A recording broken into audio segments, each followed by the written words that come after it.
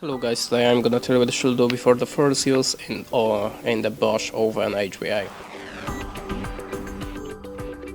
In the first step, remove everything from inside your oven, like a manual and the other accessories. You can leave left everything what is a metal. Then use the wet mop and clean everything inside. Then close the doors. Now you have to set the heating program. And you have to select the 3D. So this one. Set the temperature for on the maximum, so 250 degrees.